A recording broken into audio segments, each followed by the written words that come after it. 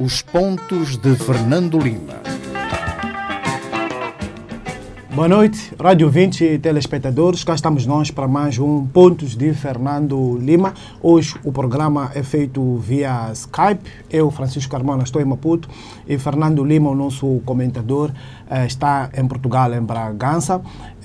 O programa não está em direto no Facebook, mas pode ver também, pode ver indiferido na televisão independente de Moçambique aos domingos, terças e quintas-feiras, às 21 horas, e também ouvi-lo nesta rádio aos sábados às 12 horas e também aos domingos às 21 horas. Boa noite, Fernando Lima. Como é que vai Bragança? Boa noite. Está um dia de verão excelente.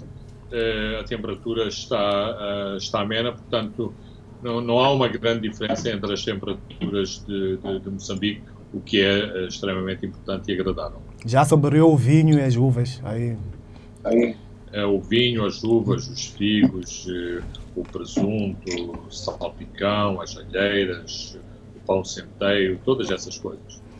O nosso programa de hoje vai olhar com muito detalhe as eleições autárquicas de 10 de outubro. Este é o último programa antes do dia da votação. Vamos olhar sobretudo nas principais 10 autarquias, das 53 que vão a votos na próxima quarta-feira. E também vamos olhar com muito detalhe o pronunciamento do Tribunal Administrativo em relação a Manuel de Araújo. Mas antes disso, vamos ao facto de semana de Fernando Lima, que é o lançamento da primeira pedra para a construção do aeroporto de Xai-Xai.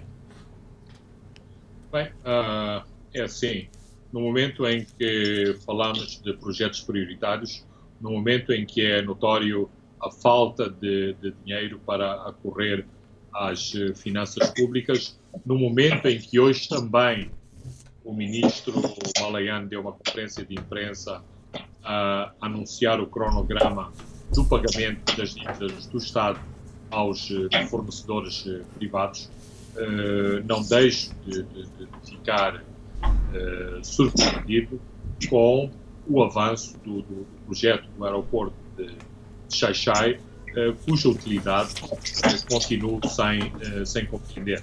Aliás, esta semana também fiquei algo surpreso com um financiamento do Banco Africano de Desenvolvimento que vai apoiar a construção de uma estrada entre Moeda e outro elefante branco, que é a ponte da unidade no Rio Rovuma, entre Moçambique e a Tanzânia, cujos objetivos políticos são por todos conhecidos, mas cuja utilidade e cuja utilização, sobretudo, tem sido um autêntico fiasco. Ou seja, ficam as obras públicas, mas a sua utilização é de veras preocupante e questionante em termos se estes projetos não deveriam ser, ou os dinheiros destes projetos, não deveriam ser utilizados para outras necessidades. A mesma questão se coloca em relação ao aeroporto de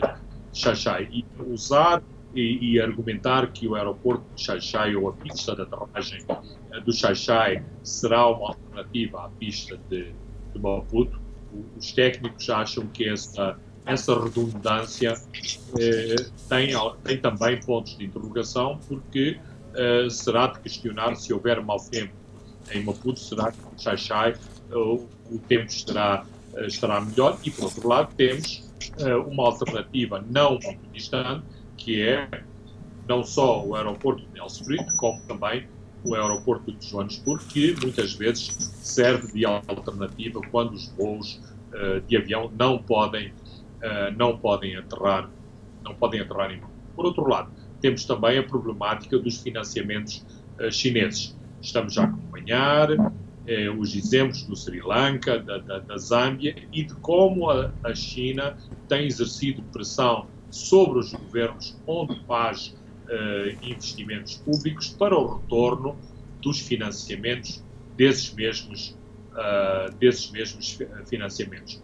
Espero bem que isto não venha a ocorrer em relação a Moçambique, não só de financiamentos como a ponte sobre a Catembe, como a grande circular em torno da cidade, e, portanto, eu acho que no unanimismo que eventualmente pode vir a rodear a construção deste aeroporto de Xai-Xai, eu junto a minha voz dissonante a muitos outros, nomeadamente de pareceres técnicos e de opiniões que são consubstanciadas em análises técnicas, quer do ponto de vista de engenharia, quer do ponto de vista aeronáutico, quer do ponto de vista económico, que questionam de facto a construção deste aeroporto do Xai-Xai.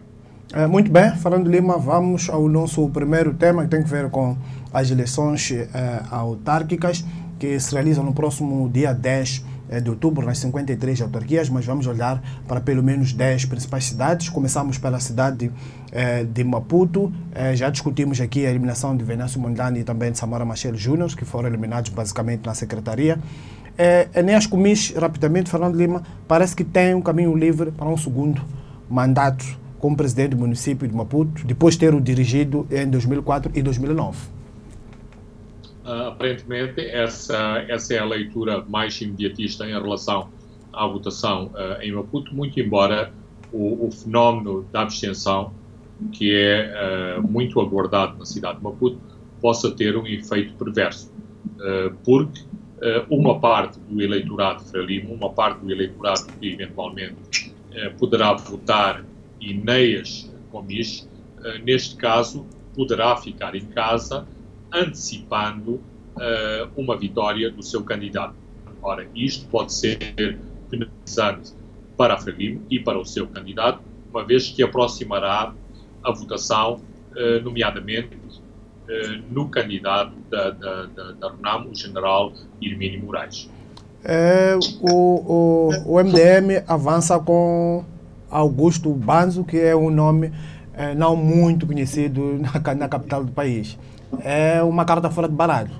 E a disputa só vai se escrever entre a Frelimo e a RENAM. Tem havido muitas referências positivas em relação ao candidato do MDM. Não obstante, e olhando, digamos, friamente para esta questão, e as previsões valem o que valem, eu penso que será um candidato fraco e também será um resultado esperado, um mau resultado para o MDM, depois de quase à boca do lançamento destas eleições, Venâncio Mondlane ter deixado de pedalar a bicicleta do MDM para passar a pedalar a bicicleta da RENAM. Muito bem, vamos à cidade da Beira. Enquanto em Maputo, aparentemente temos já a eleição encaminhada. A corrida na Beira é onde poderemos ter uma disputa muito renhida. A Augusta Maíta, a cabeça de lista, pode beneficiar da divisão de votos entre a RENAM e o MDM?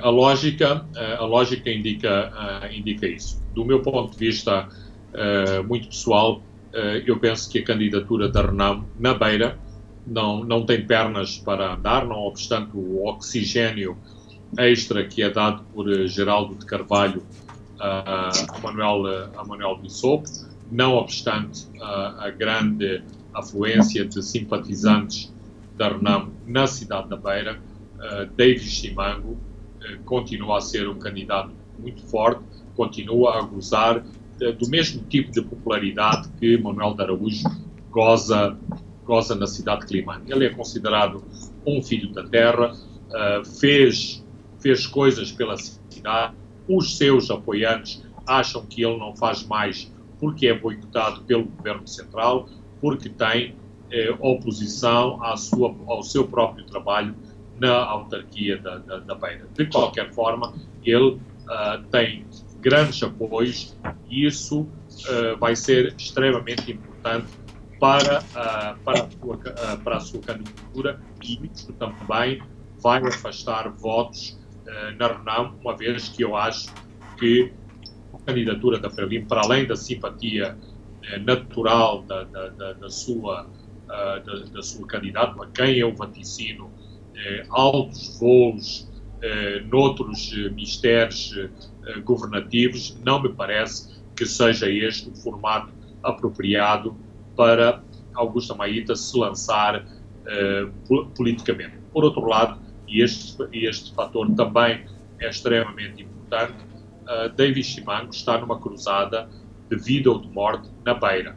Qualquer insucesso de Simango na cidade da Beira será o seu funeral político e será também o funeral político do MDM, que joga na Beira a sua sobrevivência enquanto terceira força política de Moçambique. 15 anos de governação de David Simango não vai cansar um pouco, não cansa um pouco o eleitorado?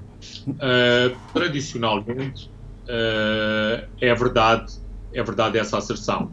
De qualquer forma, falando com os beirenses, e é preciso considerar que os beirenses são eleitores muito especiais, os beirenses têm as suas próprias idiosincrasias, provavelmente idiosincrasias únicas em todo o país. É conhecido o bairrismo dos beirenses em relação aos seus filhos, aos seus candidatos. E, portanto, penso que este elemento é muito mais importante que o facto de Davis estar no poder há 15 anos. Davis continua a ser extremamente popular na Beira. Ainda por cima, agora, com um estádio municipal, com uma parte do saneamento da cidade da Beira resolvido.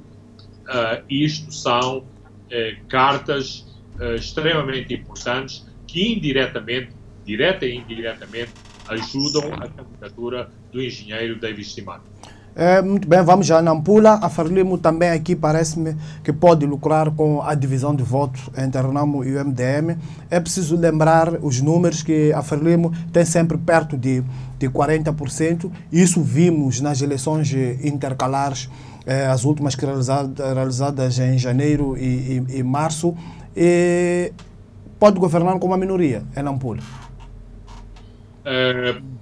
Em termos de lógica, é correto esse raciocínio, e é importante que esse raciocínio seja colocado em cima da mesa. De qualquer forma, há outros elementos de natureza emocional, de natureza conjuntural, que são também importantes realçar na eleição de Nampula. Em Nampula, tal como em autarquias como Mucuba e Marromeu, é onde o fantasma da fraude pode ser mais efetivo. Nós sabemos que, pelo recenseamento que o SESTAI fez, houve recenseamento dos distritos autárquicos. Isto significa o seguinte, que foram recenseadas pessoas que não têm a ver com a autarquia, mas têm a ver com a área geográfica do distrito autárquico. Isto significa o seguinte, que estas pessoas podem ser trazidas de minibus, de autocarro, de caminhão, para inflacionar o voto nessas autarquias, nomeadamente nas chamadas autarquias problemáticas ou nas autarquias onde há um ponto de interrogação em relação ao vencedor final, como é o caso de Nampula. Portanto, há que observar com muita atenção os movimentos de votantes em relação à autarquia de Nampula. Agora, outra questão que é importante realçar é a boa campanha que o candidato do MDM, Fernando Bismarck, está a fazer em Nampula, o que vem de encontro ao teu raciocínio inicial, ou seja, o candidato do MDM se aproximar do candidato da Renamo e, portanto, favorecendo a Frelimo. De qualquer forma, o facto de Paulo Vaal ter estado no poder, ter uma figura extremamente simpática, ter muito mais visibilidade enquanto presidente da Idilidade de Nampula, isto dá-lhe votos extras, dá-lhe dá-lhe uma supremacia em relação aos outros candidatos. Portanto, o meu vaticínio é que Paulo Val, não obstante a lógica indicar o voto muito próximo, pode redundar neste voto muito concentrado no candidato da Renamo, e aqui o maior derrotado não será a Frelimo, mas será sobretudo o candidato do MDM, devido ao fenómeno da bipolarização, ou seja, o eleitorado perceber que o grande adversário é a Frelimo, logo concentrar o seu voto no candidato da Renamo em detrimento de Fernando Bismarck. Vamos descer para Matola. Frelimo volta a apostar em Calixto Costa, mas Calixto Costa tem de enfrentar também na quarta-feira Antônio Muxanga e também Silvério Ronguane. Matola também está encaminhado para Frelimo.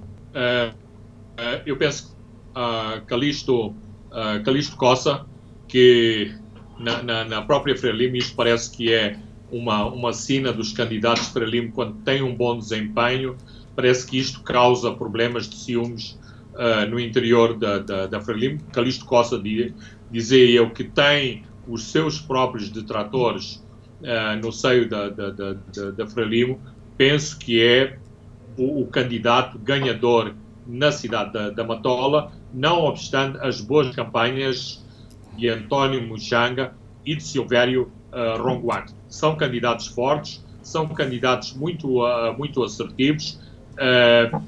António Muxanga pode vir a causar surpresas muito interessantes. Eu acho que Muxanga é uma pessoa muito popular, é uma figura controversa, mas também muito popular. Isto pode dar muitos votos à Renamo, pode, de algum modo, complicar esta votação na Frelimo, e, portanto, serão duas votações a seguir com muito interesse, a votação na Renamo e a votação no MDM, mas não me parece que Calixto Costa tenha problemas de maior em vencer esta eleição naquele que é, de facto, o maior círculo eleitoral de Moçambique, a cidade da Matola, com 1,6 milhões de habitantes registados no último censo eleitoral. Só a título de curiosidade, a cidade de Maputo tem apenas registado 1,1 milhões de habitantes. Muito bem, onde será muito interessante é que Elimane Manuel do Araújo é o candidato favorito a ganhar as eleições de 10 de outubro, desta vez a concorrer pela Renamo, e este facto de ter se filiado à Renamo levou o Conselho de Ministros a afastá-lo do cargo, e esta semana o Tribunal Administrativo aparentemente deu-lhe uma luz de esperança. O Tribunal Administrativo deu uma ajudinha na incerteza que pairava sobre a candidatura de Manuel Araújo. Significa o seguinte: o Tribunal Administrativo não conseguiu obstaculizar em definitivo a candidatura de Manuel Araújo. Há uma comunicação do Tribunal com a data de 3 de outubro. As datas aqui são importantes, em que Manuel de Araújo, e isto decorrente da atual legislação, tem que indicar os contrainteressados no seu processo. Isto significa que, autonomamente, o Tribunal Administrativo não pode, eventualmente, ver outros contrainteressados, nomeadamente o Governo de Moçambique, o Partido Frelimo, o Partido MDM. A questão a realçar em relação aos contrainteressados é que o Tribunal Administrativo dá 5 dias a Manuel Araújo para fazer esta indicação de forma formal. Então, 5 dias a contar a partir de 3 de outubro dá 8 de outubro, 2 dias antes das eleições. Isso significa o seguinte, que será de todo quase impossível que o Tribunal Administrativo consiga emitir um parecer final sobre a questão da legitimidade de Manuel Araújo ser ou não ser o atual edil de Climane. 2, ser ou não ser o candidato legítimo da Renamo à atual sucessão do mesmo candidato com a bandeira do MDM. Ou seja, isto adia uma decisão que o Tribunal Administrativo vai ter que tomar para depois das eleições. Isto é a questão vista do ponto de vista administrativo, do ponto de vista legal. Do ponto de vista político, há outras análises a fazer-se. Ou seja, com as eliminações liminares que houve em relação a Venâncio Mondlane e em relação a Samora Machel Júnior na cidade de Maputo, porque será que, de algum modo, Manuel de Araújo teve, digamos, esta passadeira, não vou dizer vermelha, mas de uma cor simpática, para chegar como candidato natural até às eleições? Será porque a Zambésia é uma província da oposição? Será porque Climane é considerado um bastião da oposição e qualquer tomada de posição contrária à Renamo, contrária a Manuel de Araújo, poderia levar à ocorrência de distúrbios na cidade de Climane, na província da Zambésia? Esta é uma questão incontornável que tem que ser colocada. 2. Será que, em termos de análise do poder, do regime, da própria Frelimo, há aqui no-go areas, ou seja, áreas de divisão político-partidárias em que umas zonas são de reserva natural da oposição e outras áreas são de reserva natural do partido no poder? Significa não é possível uma contestação ao poder na capital de Moçambique, Maputo, mas digamos que a Frelimo e o governo condescendem em relação a Climane como uma capital onde a oposição tem natural preponderância. Portanto, é lícito considerar esta questão. Dito isto, o candidato da Frelimo é uma não entidade, ou seja, acho que ninguém sabe quem é este candidato, ninguém sabe o seu nome, apesar do nome ser de fácil memorização. É uma pessoa sem qualquer visibilidade. Parece-me que é mais importante na campanha da Frelimo em Climane o enviado da Comissão Política que o próprio candidato e também o candidato do MDM. É uma pessoa corajosa, deu muitas vezes a cara pelo município, na cidade de Climane, mas não me parece que Rogério Aruaro tenha qualquer capacidade e qualquer estaleca política para se opor a Manuel Araújo, quase como o candidato natural da cidade de Climane e, potencialmente, o candidato a governador da Zambésia nas eleições do próximo ano. Se Climane está aparentemente encaminhado, Tete podemos ter uma disputa também um pouco renhida. O Ricardo Tomás, do MDM, que era do MDM, que agora é da Renamo, perdeu em 2003 com 35% e agora a Renamo parece muito forte em Tete. Eu não tenho, para Tete, não tenho de facto vaticínio de voto em termos de favoritismo. Acho que tem havido duas boas campanhas, a da Renamo e a da Frelimo. As personalidades dos dois candidatos estão muito próximas, são pessoas que, para além de claramente serem candidatos políticos e politizados, são também pessoas com conhecida competência técnica, ou seja, fazem valer os seus galões de técnicos com habilitações, o que muitas vezes nas autarquias, infelizmente, é uma característica por todo o país. Ou seja, são pessoas que de autarquias, de gestão autárquica, não percebem praticamente nada, são pessoas que são atiradas politicamente para a gestão das autarquias, sem saberem sequer da filosofia das autarquias, daquilo que constituem os principais desafios das autarquias, e por isso temos, e com muita frustração, aqueles discursos vazios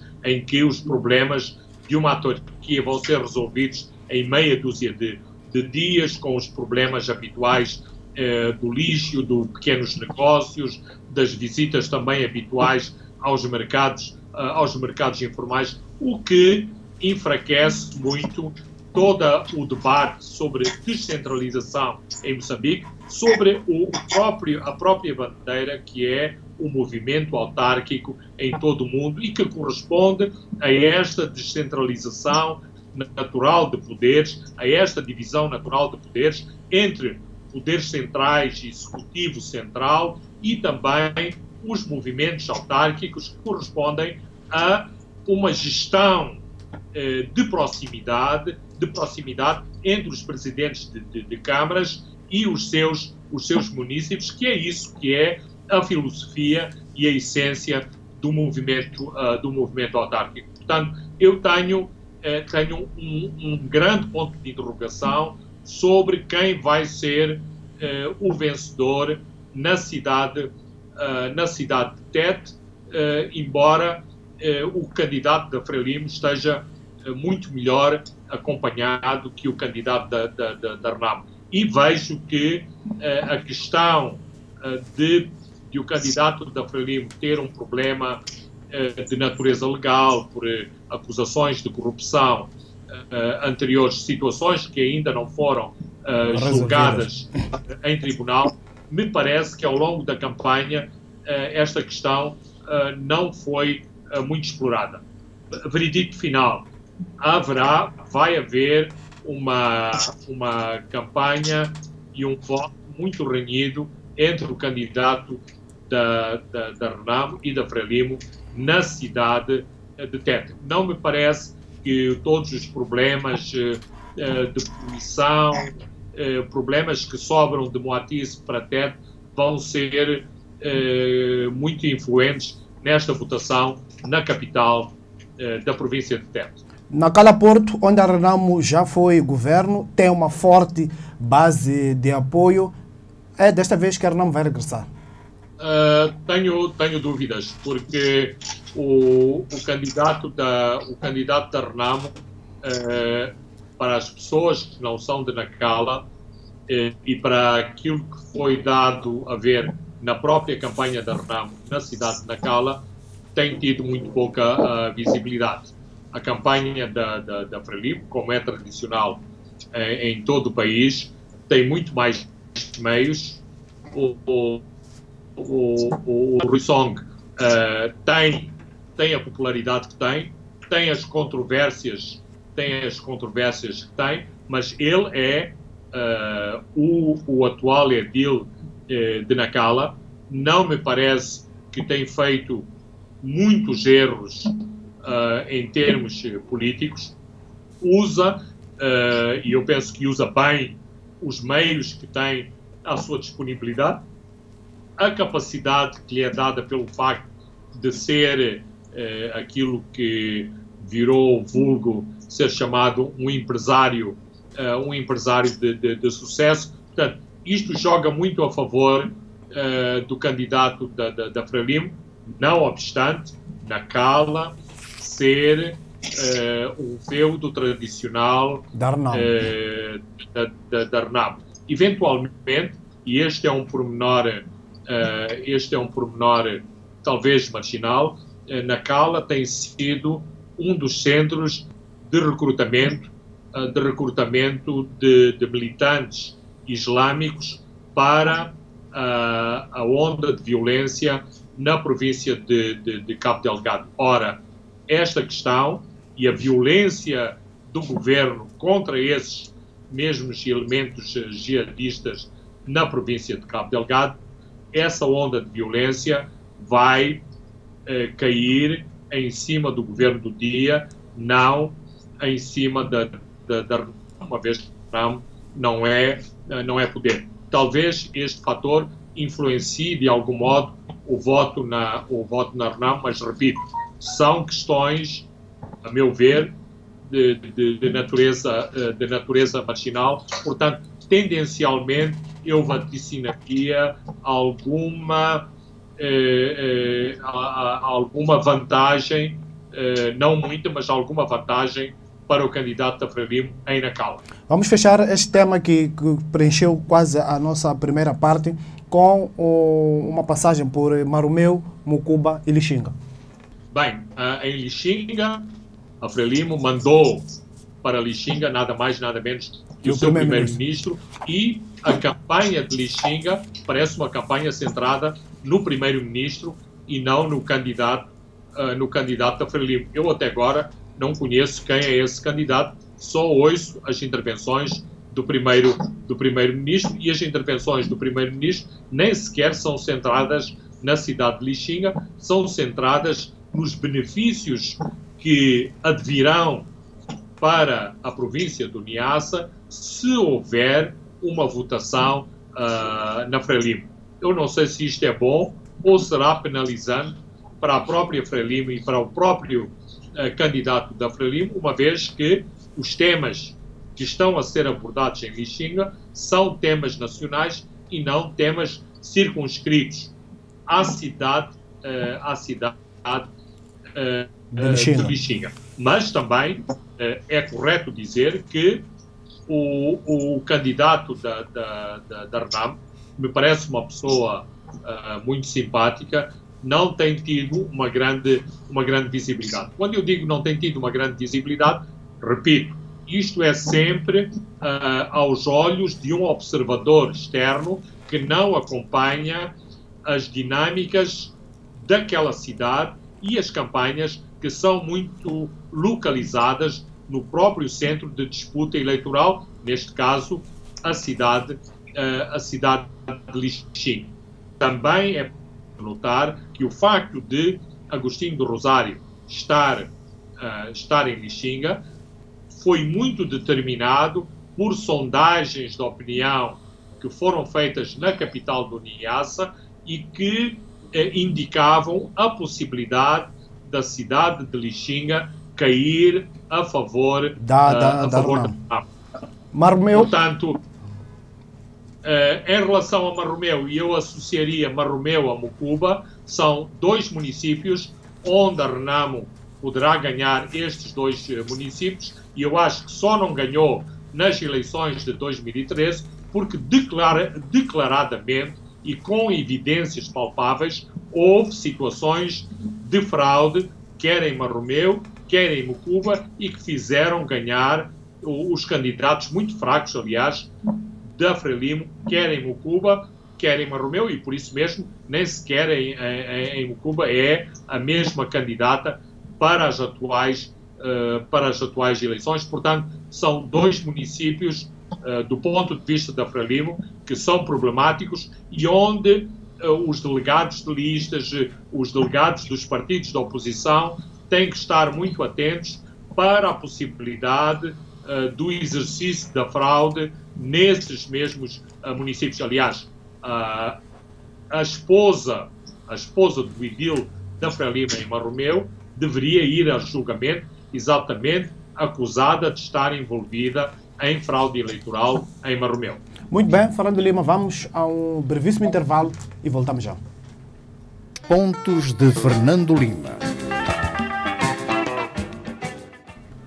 Boa noite, rádio ouvintes e telespectadores. Estamos de volta. A segunda e a última parte dos pontos de Fernando Lima. Vamos olhar para o dossiê de assassinato de Mahmoud Amoran. Completou um ano nesta quinta-feira e a polícia veio a público, Fernando Lima, anunciar que foram constituídos 10 arguidos e lançou suspeitas sobre a direção do Movimento Democrático de Moçambique em relação a este assassinato.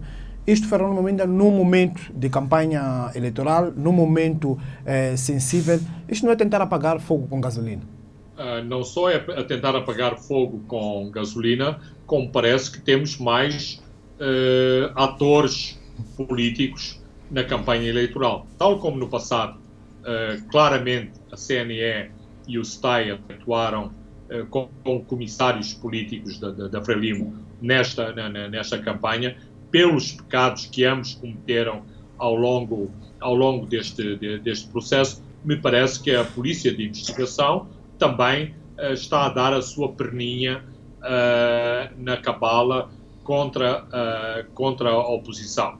Mesmo que fosse verdade, e todo o formato, todo o cenário montado em termos desta conferência de imprensa, me parece mais uma encenação do que o trazer a público de evidências e de factos que consubstanciam uma acusação em relação ao MDM. Ora, se a Polícia de Investigação não tem factos concretos em relação ao assassinato de Amurano, podia pôr a sua viola no saco, ou guardar a viola no saco, até depois de 10 de outubro. Entrar em plena campanha eleitoral com uma acusação contra o MDM, parece-me claramente que estão a fazer política e que estão a participar na campanha eleitoral. Porque se exprimirmos a declaração, sai alguma coisa, alguma evidência destes acusados do MDM, não sai nada. Portanto, a argumentarem com as acusações feitas, teriam que ser muito mais concludentes, conclusivos, para de facto mostrarem que havia todo o interesse a trazer a público esta informação, e que não é o facto de estar a haver uma campanha eleitoral que esta informação seria de menos importante. Portanto, claramente uma manobra de caráter político, uma manobra que é claramente também instigada e inspirada pelo Partido Frelimo e pelo governo do dia contra o MDM, talvez... Tudo dentro de um contexto de vitórias de secretaria. Dentro do contexto de vitória na secretaria e dentro do contexto de afastar, de algum modo, a acusação de que tem havido uma série de cumplicidades entre o MDM e a Frelimo para chumbarem as hipóteses de vitória da Renamo. Portanto, ao dispararem sobre o MDM desta vez, isto significa que o governo, a Frelimo, e eu digo o governo e a Frelimo intencionalmente, porque não há uma clara dissociação entre o governo e a Frelimo, neste caso estão a disparar sobre o MDM, tentando justificar que aqui não há filhos e enteados em relação às opções ou às simpatias partidárias da Frelimo em relação à oposição. Vamos à questão do dossiê Paz. O presidente Nunes anunciou nesta quinta-feira, exatamente no dia que se comemora mais de um ano da assinatura dos acordos de Roma, que vai iniciar sábado, que é amanhã, com o processo de desmobilização e reintegração das forças da Renamo. Numa altura também em que o Sufo Momad, coordenador interino da Comissão Política da Renamo, reagiu em relação à campanha eleitoral, em relação a alegadas perseguições dos seus membros, e dizia que poderá ativar os Rangers para se defender. Esses Rangers que vão a desmobilização começa no sábado. Como é que olha para estes dois pontos, Fernando Lima? A declaração presidencial parece mais uma operação de spin doctor. Spin doctor é aquilo que na gíria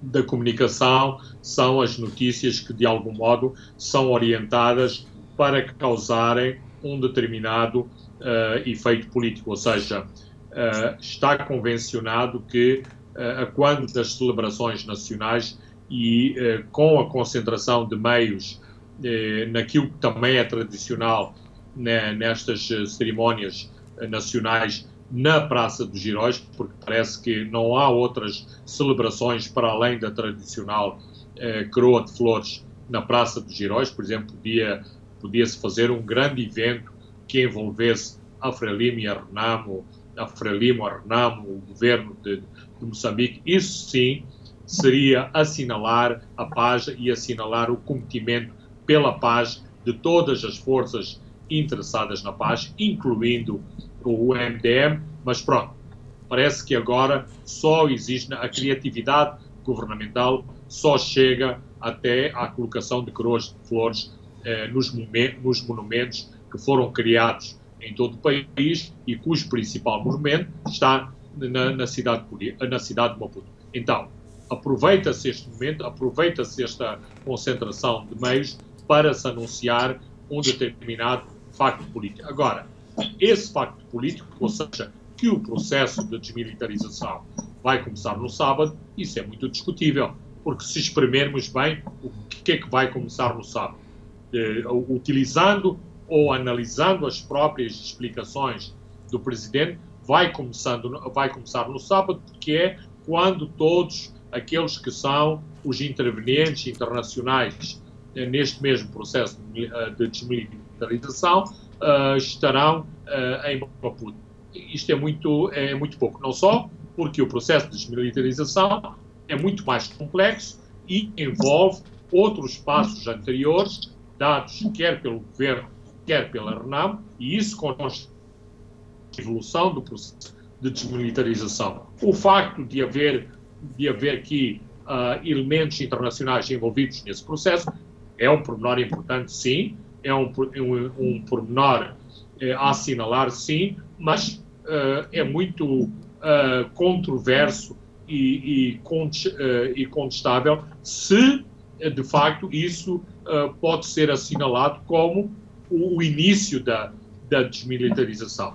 Isto em adição àquilo que acabaste também por enunciar no lançamento deste segmento. Ou seja, da parte da Renamo, há mais que muitas dúvidas. Não só dúvidas legítimas e que decorrem diretamente do próprio processo de desmilitarização, mas também dúvidas conjunturais e de que a Renamo está a utilizar como arma política, nomeadamente a forma como a Renamo sente que a campanha eleitoral está a decorrer, ou seja, com vários incidentes que envolvem a própria campanha.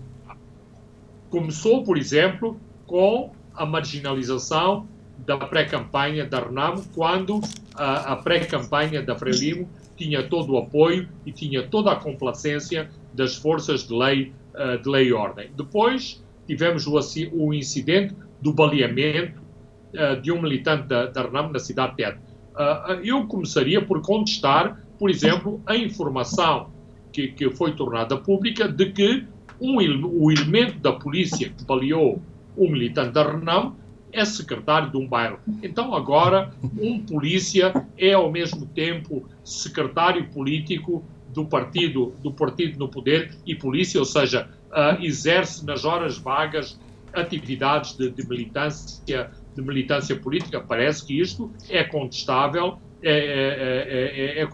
deve ser contestado em termos da própria legalidade de tal situação, ou seja, que elementos das forças de defesa e segurança estejam, mesmo que seja apenas de elementos de lei e ordem, como é o caso da polícia, estejam envolvidos em atividades políticas, neste caso, que esta pessoa é secretário de um bairro. Eu não conheço qualquer desmentido governamental ou da polícia afastando esta informação que foi tornada pública em relação a este polícia, para além de se está ou não está a ser investigado.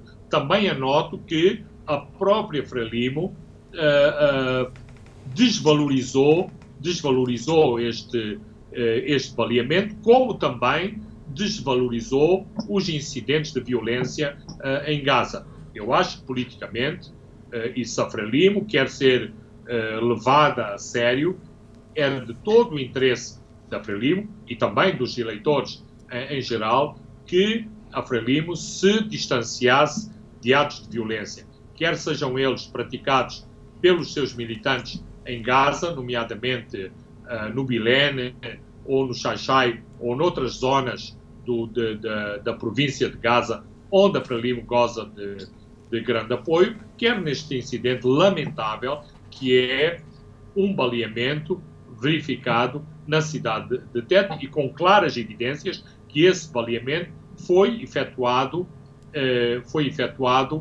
por um elemento da polícia. E apesar disso, o Suf Mamad, na sua declaração, apela à calma. Bem, eu penso que o Suf Mamad, com as suas limitações, e tem mostrado muitas limitações políticas em todo este percurso, deve ter lá uma linha sempre a lembrar-lhe nas suas declarações que deve sempre apelar à calma e à contenção. Mas a sua mensagem é, sobretudo, uma mensagem de aviso, quase, eu diria, de chantagem, ou seja, portem-se bem na campanha eleitoral, portem-se bem no dia das eleições, porque senão vem aí o lobo mau, vem aí o papão da violência armada da Renamo, que vai ser a nossa resposta àquilo que é a potencial fraude eleitoral a exercer pela Frelimo e pelas forças governamentais. Vamos a outro tema, Fernando Lima, o sempre presente Rogério Zandamela, o governador do Banco Central, voltou com a sua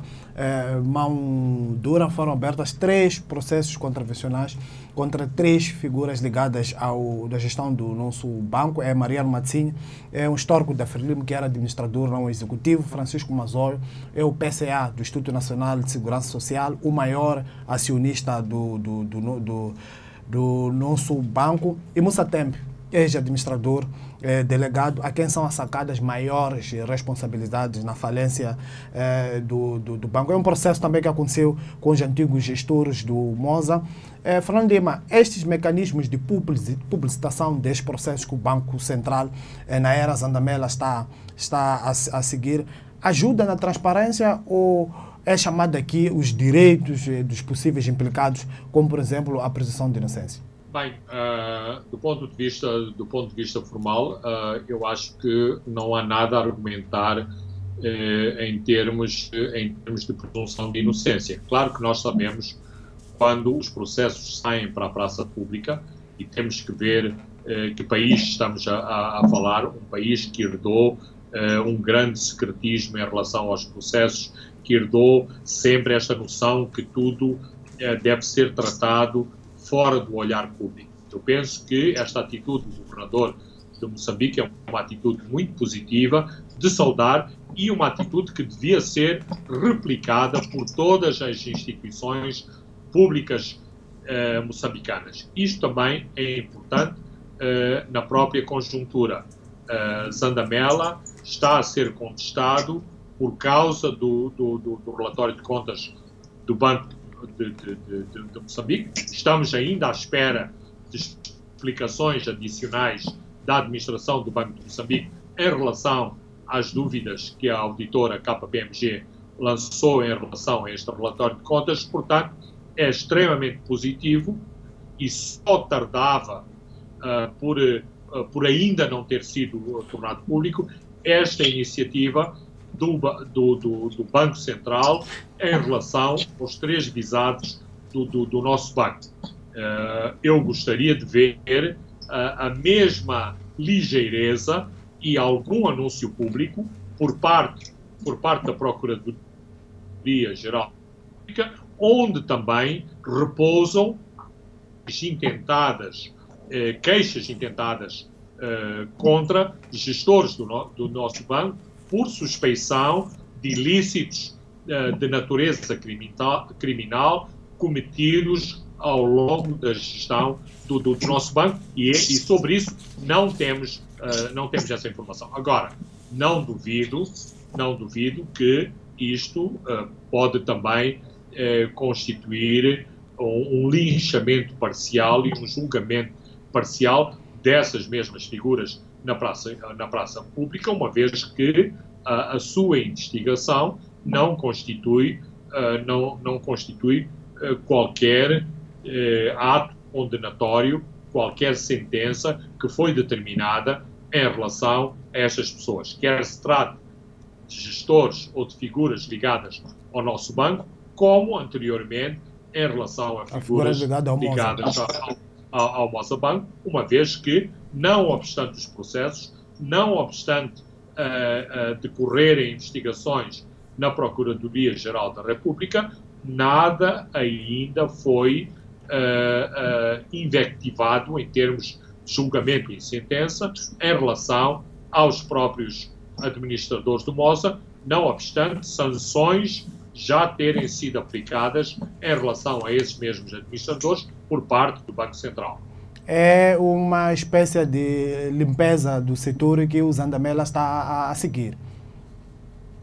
Eu penso que faz parte da sua agenda, só lhe fica bem proceder a essa limpeza, atuar com essa clareza, embora o setor ache que não deveria haver filhos e enteados neste processo e que a própria casa do governador do Banco de Moçambique deveria ser vista à luz dos mesmos óculos e das mesmas lentes críticas e de eventuais ilícitos ou de práticas menos corretas, nomeadamente o conflito de interesses que parece ter havido no caso de ter sido chamada à colação o Fundo de Pensões do Banco de Moçambique para tomar conta, para se tornar no acionista maioritário do Moza Banco. E é outro conflito de interesses que está em vista,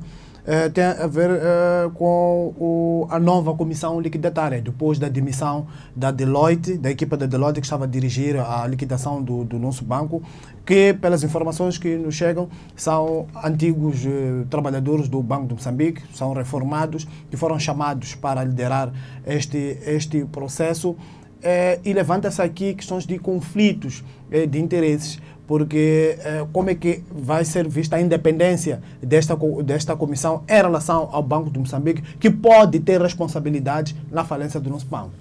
Não é tão claro, quanto a mim, não é tão claro este conflito de interesses. Eu percebo as interrogações, percebo a argumentação em relação ao conflito de interesses, mas é assim, o Banco de Moçambique, como Banco Central e como regulador do próprio sistema, do próprio sistema financeiro moçambicano, tem todo o interesse em investigar estas situações e não tem necessariamente que entregar essas investigações a terceiros, ou seja, tem iniciativa de investigação de modo próprio e por competências que lhe são dadas pela lei. Portanto, eventualmente poderia estar afastado da investigação, mas o Banco de Moçambique tem sim obrigações de investigar, tem a obrigação de intervir num banco problemático e, portanto, não me parece de todo desprovido de senso o facto de antigos trabalhadores do Banco de Moçambique estarem envolvidos na investigação a um banco falido. Falência essa decretada por quem? Declarada por quem? Exatamente pelo Banco Central. Foi o Banco Central que cassou, ou seja, cancelou a licença de exercer atividades financeiras ao nosso banco. Muito bem, Fernando Lima, chegamos ao fim de mais um programa onde olhamos por a antecipação que pode acontecer a 10 de outubro, quando as 53 autarquias irem a voto. Eu sou Francisco Carmona, André dos Santos encarregou-se da parte técnica. Boa noite, nos vemos hoje há 7 dias. Pontos de Fernando Lima.